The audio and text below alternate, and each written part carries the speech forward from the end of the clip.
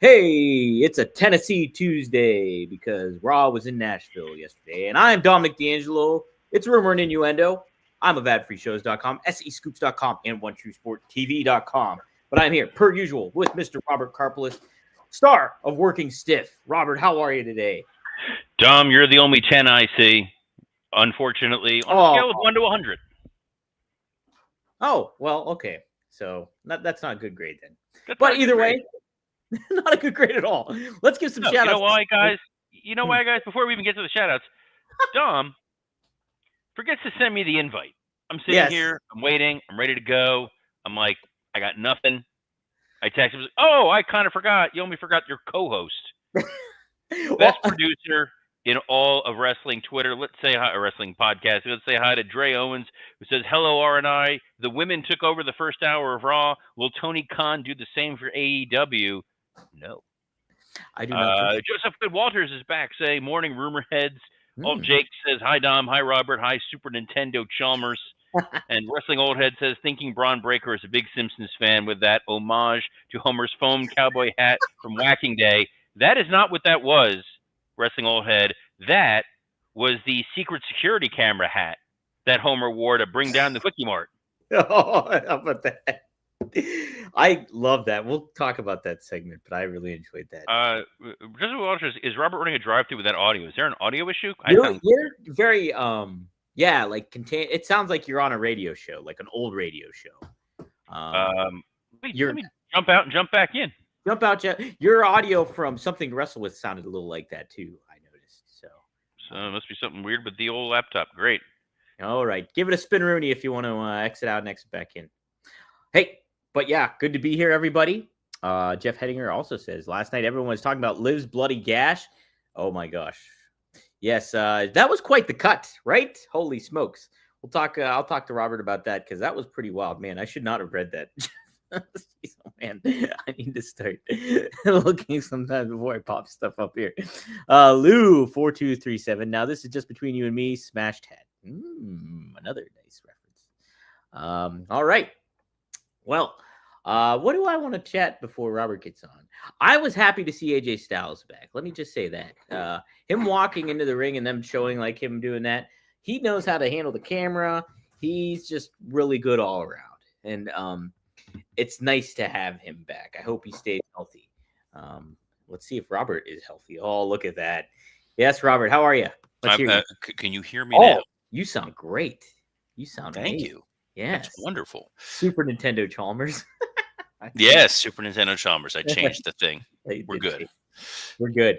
Hey, I just... What was that, a gong? That was my soda I was drinking and made a can noise. You are a professional to no end. Your thoughts, just starting off, AJ Styles return. How did you feel about it? Happy to have him back. Yeah. The promo, it felt kind of like, where were we? You know, he was basically, when the last time we saw him, he was delivering that promo about, I don't know how much time I got left, and am I going to, wrap things up sooner rather than later, and maybe this is the beginning of the end, and then he got hurt, and we're like, oh, I guess that was the end of the end. So then this was previously on AJ Styles, I was going to say, as the world turns, but we know the world is flat, according to AJ Styles. Oh, my God. We love AJ, but,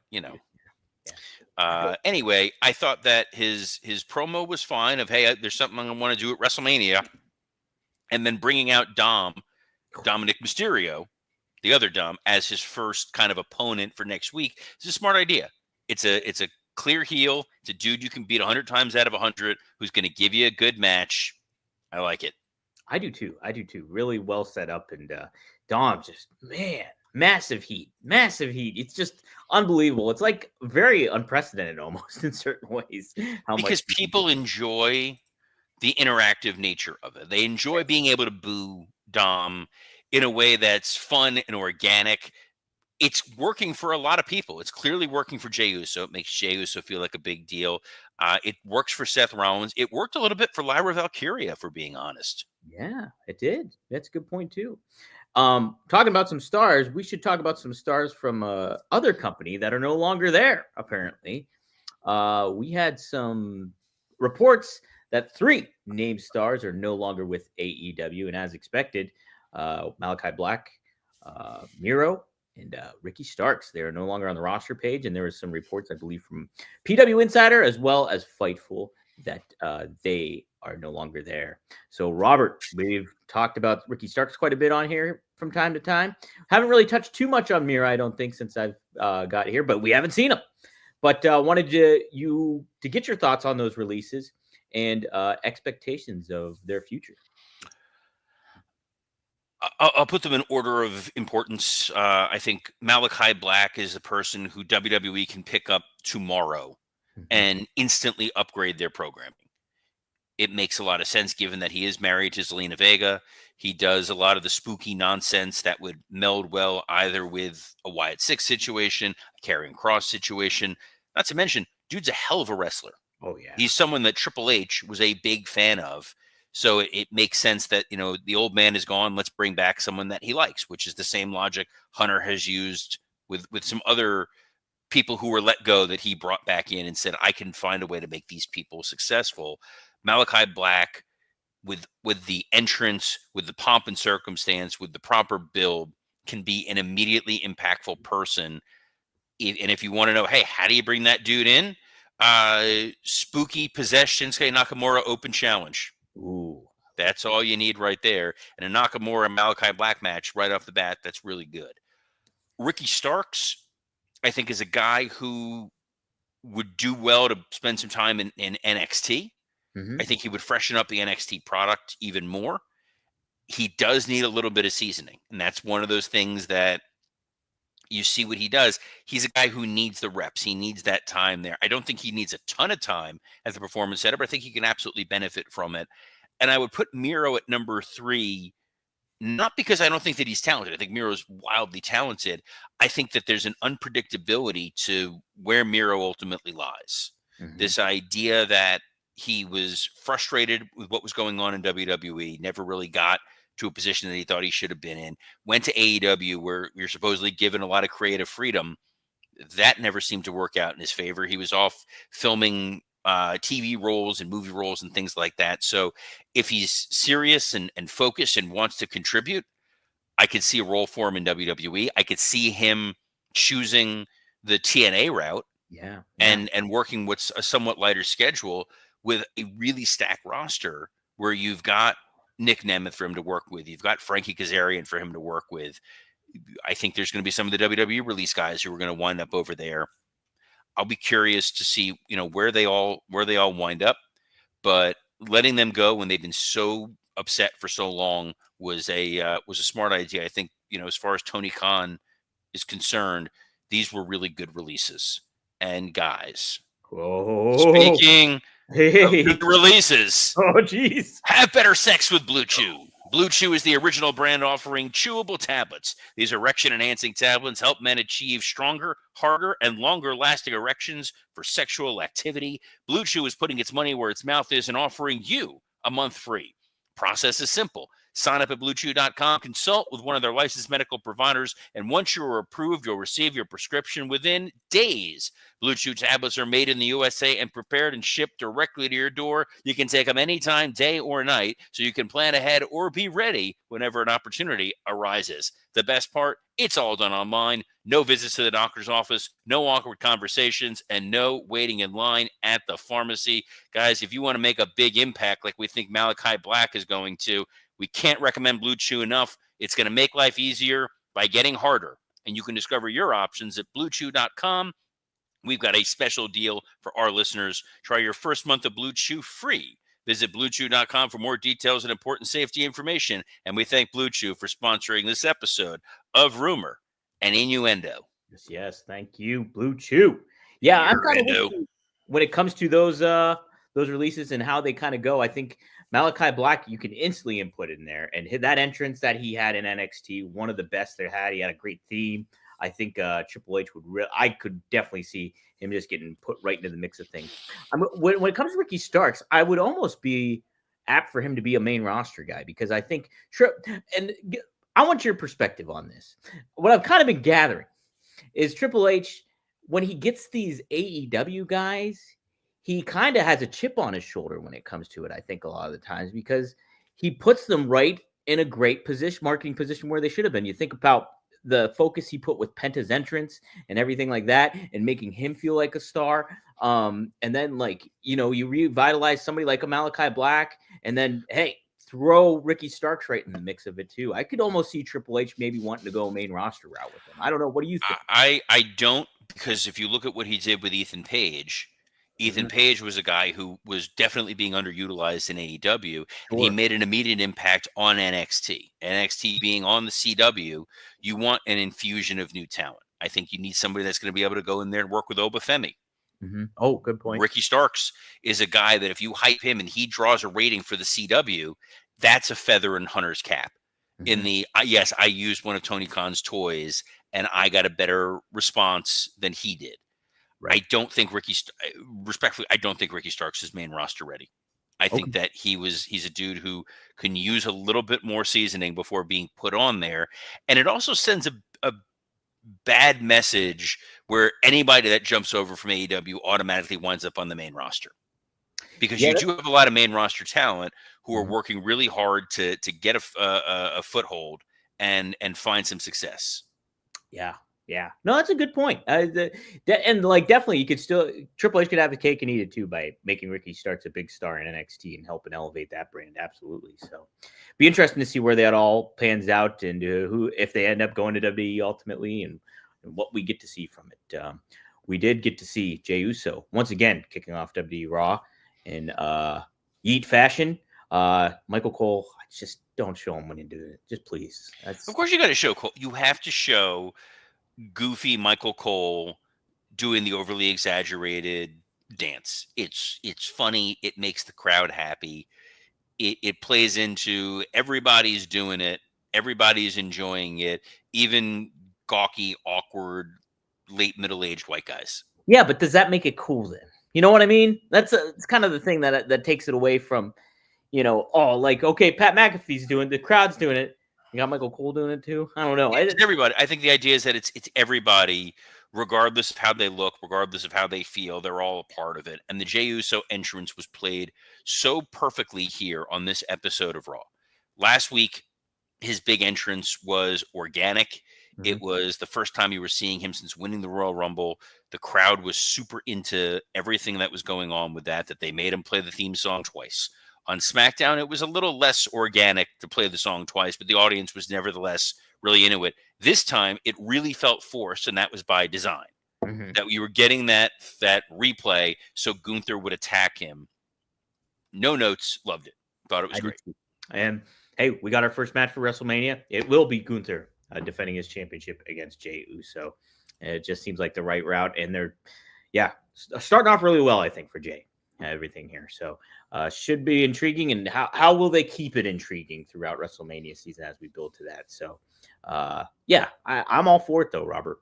Um, Next up, we happen to have Damage Control, Io Sky and Dakota Kai taking on Liv Morgan, Raquel Rodriguez. Man, Robert, this was a great match.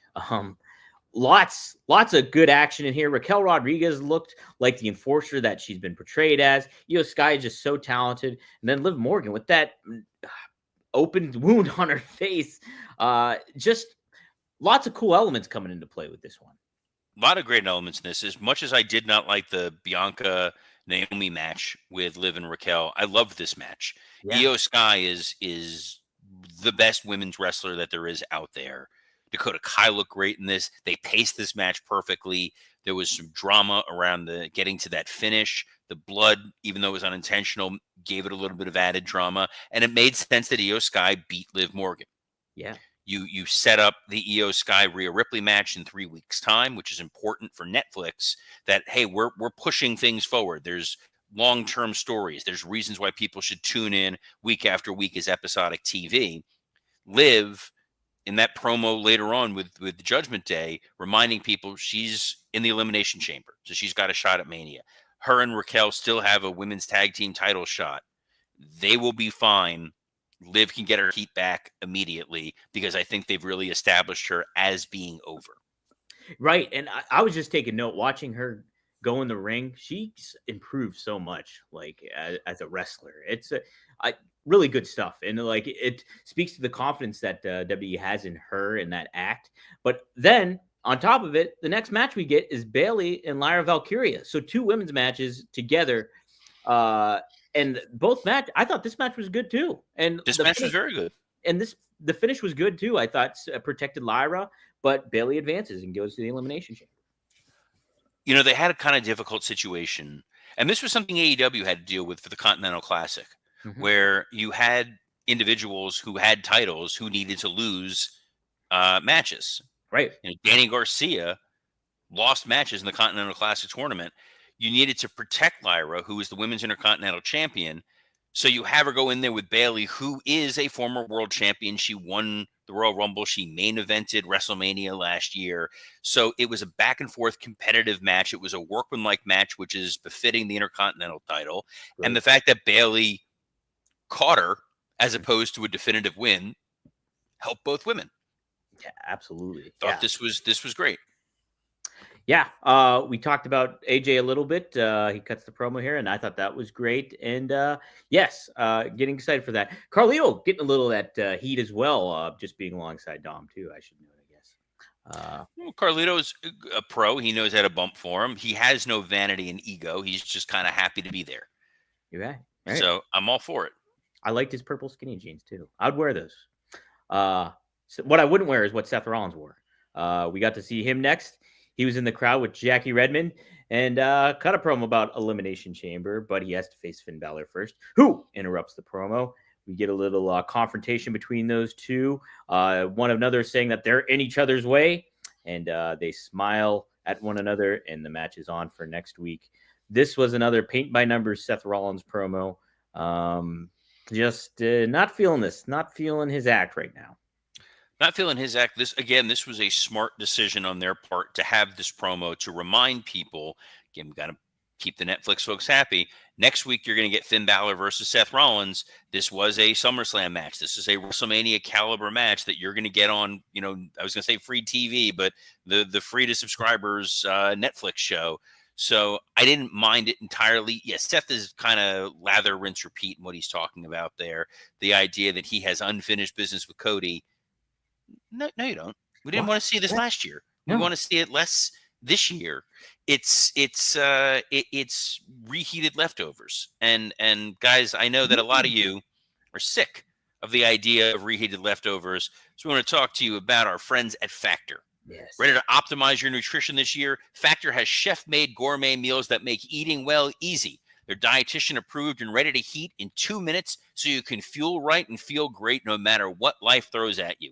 Factor arrives fresh and fully prepared, perfect for any active, busy lifestyle. You can lose up to 8 pounds in 8 weeks with Factor Keto meals. Based on a randomized controlled clinical trial with Factor Keto, results will vary depending on diet and exercise, but 8 pounds in 8 weeks, those are insane results. By the time you get to WrestleMania, you're like a totally different person. They got over 40 options across 8 dietary preferences for their menus on each week. It's easy to pick meals tailored to your goals. Choose from preferences like Calorie Smart, Protein Plus, or Keto. You can eat smart with Factor. Get started at factormeals.com/rumor50off and use code rumor50off to get 50% off your first box plus free shipping. That's code rumor50off at factormeals.com/rumor50off to get 50% off plus free shipping on your first box. That's a hell of a deal. I'm annoyed because we're 10 minutes away from being done and I get to eat lunch. I'm starving. Just sitting here thinking about those Factor meals. Not making me too thrilled. That's a lot of meat. And speaking of a lot of meat, oh boy, we saw the War Raiders and the Creed brothers go at it. Don, did you enjoy that match? I love this match. Yes, I was curious how would they handle the Creed brothers because I couldn't imagine them winning the titles this soon, considering the War Raiders small reign so far. But I did like the finish of this too, just a DQ finish. But everybody looked great in this. I thought the Creed brothers were very innovative in their moves, and same with the War Raiders. They just look like a powerhouse ass-kicking team that we got to see in NXT a lot of the times. So yeah, this was a really good tag match too, Robert. I enjoyed the hell out of the match. I like that this is so stupid, but I like that the teams wear matching gear. I It agree. makes them feel like cohesive, coherent teams as opposed to guys thrown together. And the move sets work. The fact that we didn't get a finish means they will revisit this, and it does feel like the Creed brothers have a pretty good opportunity to become tag champions when all is said and done, given them the momentum that they seem to be putting behind American Made. Yes, They set up the Ivy Nile Lyra Valkyria feud again. We know Chad Gable is off with a magic lucha whisperer. that's right. We'll see.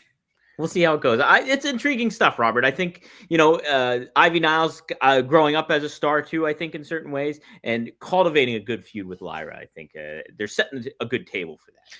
I think like across the board, there were some things on Raw that were more successful than others, less successful than others. But the one thing that was great is everything feels like there's a forward moving direction. And, the CM Punk promo, which was next, was him touching on so many different things. The idea that John Cena got put into the chamber and didn't qualify for it. The idea that CM Punk has issues with Drew McIntyre. He has issues with Seth Rollins. He kind of has an issue with Logan Paul because Logan Paul eliminated him. And then boom, out comes Logan Paul. CM Punk has issue with the forgettable theme songs, which Pat McAfee was quick to jump on as well and say, it's been a problem of late. And it's almost like he saw a tweet during the Royal Rumble commenting on the forgettable theme songs and maybe hypothetically, theoretically, rumor and innuendo liked said tweet and then brings it up there on the show. Def Rebel might be the biggest heel in professional wrestling right now. Logan Paul might be the second best. His interaction with Punk was perfect. Dude, it was, hey, I eliminated you. You got to worry about me. And then Punk's like, you don't even have to worry about me. You got to worry about Rey Mysterio.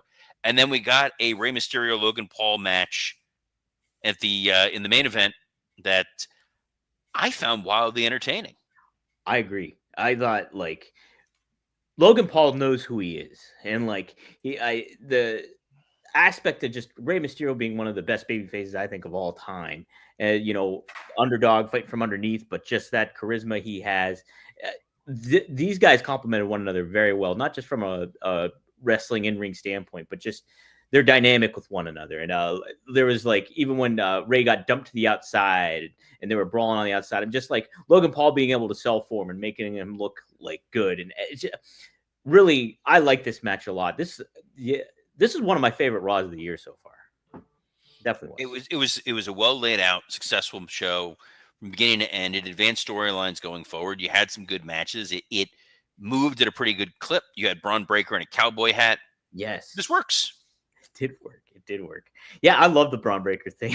It was like it was very comical in a certain way because you're like, he's just wearing a cowboy hat and he's staring him down. But then there was just no humor to it in the Oh, I disagree. I found a lot of humor. There was humor in it, but I mean, like in their interaction, there wasn't humor. But yeah. I enjoyed it. I enjoyed that we got a chance to catch up today and talk a little Monday Night Raw. Dom, you've got a litany of other podcasts floating around out there that the folks can catch up and hear more D'Angelo producing magic for the people he actually invites to his shows. That's right. Yes, I invited Devon Dudley and Rob Van Dam to the latest episode of One of a Kind with RVD. Devon was our special guest. We talk about his time in WWE, their time in ECW together, what Devon's sons are up to, and what he wants to see them cultivate in the future. So lots of good talking points there. You can check it up right now on rvdtv.com or wherever you get your damn podcasts. Hey, we're going live today. Me, Greg Gagne, Magnum TA, 4 p.m. Eastern Standard Time on 4horsemanetwork.com. Today, we'll be talking about Raw. We'll be talking about those AEW releases and getting their thoughts on what could happen with those 3 stars potentially. So be sure to tune into that and ask some questions live. So go to 4horsemanetwork.com or OneTrueSportTV.com for that. You can also check out my new show that I'm going to be doing, Cleaning Up the Dirt Sheets. I do overall first episode of the state of the wrestling journalism business and give my thoughts on that perspective. Coming up, though, I'll be touching upon those media scrums that people attend and what the etiquette is there, what the game plan is there with a lot of stuff. So check it out at OneTrueSportTV.com. And Robert, you just did a little something to sports entertainment. Did a little something to sports entertainment. We did a deep dive segment by segment on Raw and the overall creative process of what they rolled out there.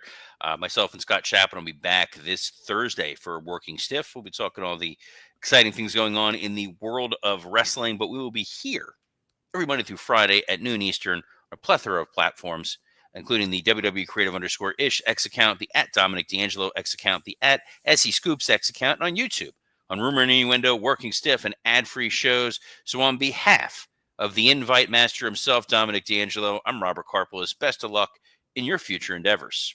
2 hearts and just one mind, as Phil Collins would say.